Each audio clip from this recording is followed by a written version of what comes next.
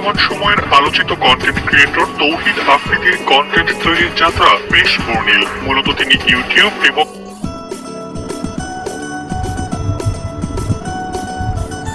যোগাযোগ মাধ্যম প্ল্যাটফর্মে কাজ করেন, ফলে বাংলাদেশের কন্টেন্ট লক্ষণীয়।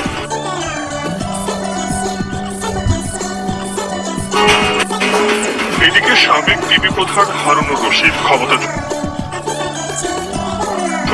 প্রশ্রয়ে এক সময়ের পুলিশ কর্মকর্তা হারুনুর রশিদ হাসিনার ছত্রছায়ায় পরিণত হন দানব তকমায়। পুলিশ বাহিনীর শৃঙ্খলা উপেক্ষা করে তিনি নিজেকে চেইন অফ কমান্ড দাবি করতেন।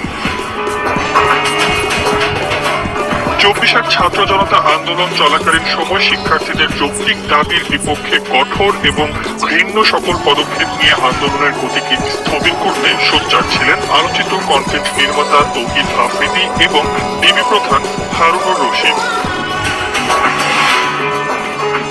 আইন শৃঙ্খলা রক্ষাকারী বাহিনীকে বিপথে নেতৃত্ব দেন সাবেক এই ডিবি প্রধান হারুনুর রশিদ। আন্দোলনরত শিক্ষার্থীদের উপর পুলিশের হামলা, গণহারে গ্রেফতার এবং গুম ও খুনের মতো নৃশংস কর্মযজ্ঞের নেতৃত্ব দেন তৎকালীন স্বৈরাচারের সরকারের বিশ্বস্ত এই দানব।